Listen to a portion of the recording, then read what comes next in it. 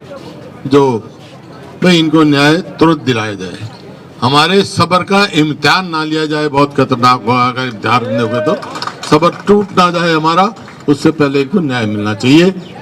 हम साथ हैं तुम्हारे। ये जो भारत जोड़ो यात्रा की है, उस भारत जोड़ो यात्रा का असर अभी दिखना शुरू हुआ है। कर्नाटका चुनाव के अंदर जिस तरह से कांग्रेस की लैंडस्लाइड विक्ट्री हो रही है, मैंने उसी दिन बोला था कि ये सरकार की गलती है, और उसके बावजूद जो है ना मोदी साहब ने बोला कि आप चुप रहें, ये कोई और बात है। क्या और बात है? क्या साजिश थी? देखिए, ये बीजेपी है, इनका काम है, जीत गए तो मोदी जी वाह वाह वाह वाह बटोरेंगे, और हार गए तो फिर जेपी नड्डा को, फिर लोकल लीडर को, सबको जो है ना आगे कर देंगे।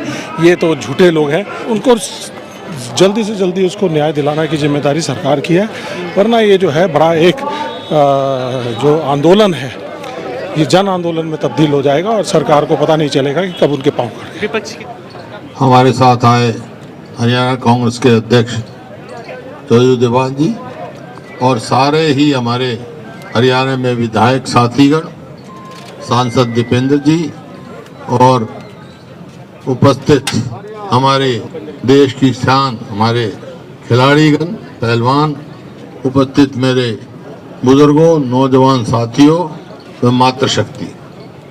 देखिए, आज बड़े दुर्भाग्य की बात है ये कि जिन खिलाड़ियों को, जिन्होंने देश के लिए, देश का नाम ऊंचा किया, उनको स्टेडियम में तैयारी करना चाहिए था, वो आज कितने दिन से जंतर मंतर में बैठे। बड़े अफसोस की बात।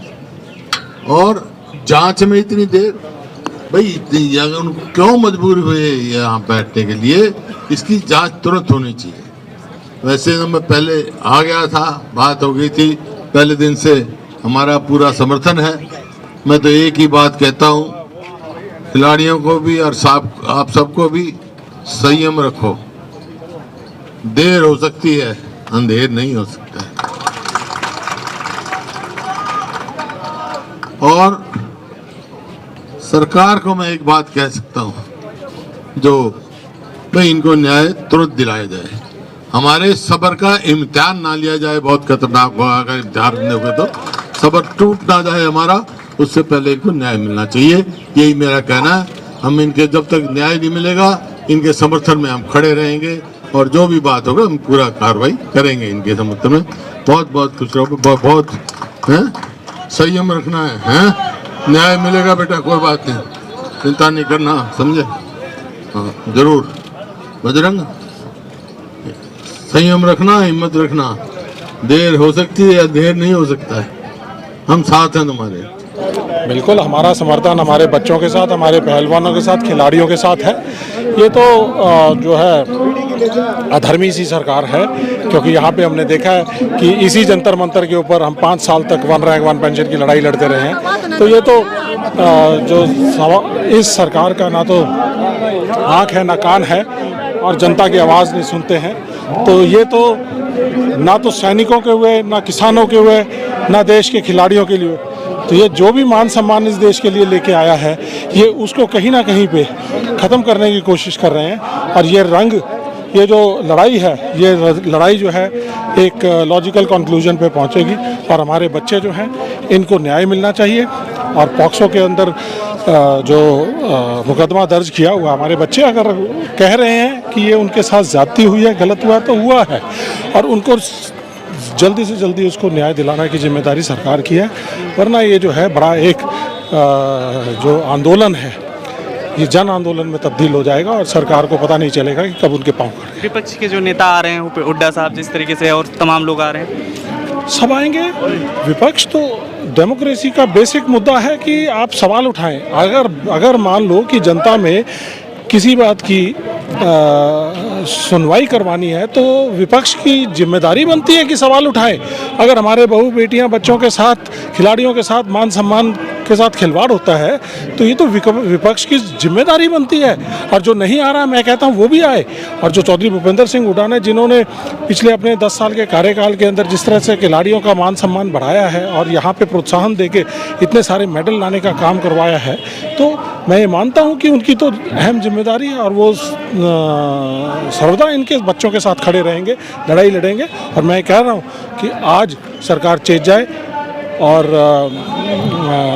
गिरफ्तारी करे। अगर गिरफ्तारी नहीं होती है तो ये आंदोलन सरकार के हित में नहीं रहेगा। कर्नाटक चुनाव का जो रिजल्ट आया है ये सब क्या देखते हैं, क्या यही सब मुद्दे होते हैं कि जो कर्नाटक चुनाव के अंदर जो मुद्दे हैं ये एक इंडिकेटर है, जो देश में जो हो रहा है उसका एक नमूना कर्नाटका ने पेश किया है।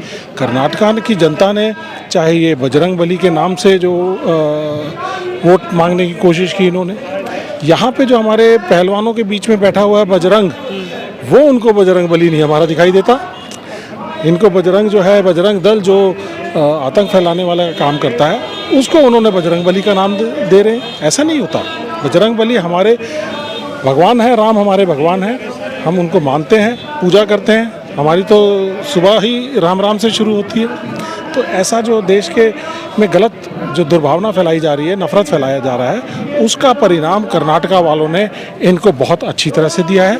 और अगर सरकार अभी भी चेत नहीं आई तो मुझे लगता है कि 2024 के अंदर जनता ने मन बना लिया है और वो इनको उखाड़ कर बाहर फेंके। पीएम मोदी को लेकिन चेहरा नहीं दिखाया जा रहा हार का तो मुंबई सरकार के ऊपर ठिकरा पड़ा है। देखिए, ये बीजेपी है, इनका काम है। जीत गए तो मोदी जी वाह वाह वाह वाह बटोरेंगे, और हार गए तो फिर जेपी नड्डा को, फिर लोकल लीडर को, सबको जो है ना आगे कर देंगे। ये तो झूठे लोग हैं, झूठी बात करते हैं, तो हम इनके साथ नहीं हैं। इन्होंने जब यहाँ पे पूर्व सैनिकों के साथ जो 13 अगस्त 2015 को हम यहाँ पे पूर्व सैनिकों का 1 रैंक 1 पेंशन की लड़ाई चल रही थी, तो हमारे सैनिकों को यहाँ से उखाड़ने की कोशिश की थी, पूर्व सैनिकों को, लेकिन हम यहाँ पे खड़े रहे। हम फौजी आदमी, लड़ना जानते हैं, लड़ते हैं। तो हम 5 साल 6 साल से उनके साथ 1 रैंक 1 पेंशन के लिए लड़ाई लड़ रहे थे, आज भी लड़ रहे हैं और आगे भी लड़ते रहेंगे जब तक वो पूरी नहीं होगी। हमारे जो खिलाड़ी हैं वो अपनी लड़ाई लड़ रहे हैं, अपने मान सम्मान की इज्जत की लड़ाई लड़ रहे हैं। जिसने देश के लिए काम किया है ये उसको नीचा दिखाने का काम करते हैं। ये ऐसी सरकार जी या सत्यपाल मलिक जी जो पुलवामा और अन्य मुद्दों पर जिस तरीके से घिरते रहे, क्या आप लग रहा है कि पीएम मोदी चुप्पी तोड़ेंगे इन सभी चीज़ों? देखिए, वो सिर्फ मन की बात करते हैं। एक तरफा काम है कि मैं सुनाऊं, सुनने का काम नहीं है उनका। ठीक है, जनता उनको अपने आप सुना देगी। 2024 में बड़ी अच्छी तरह से सुनाएगी।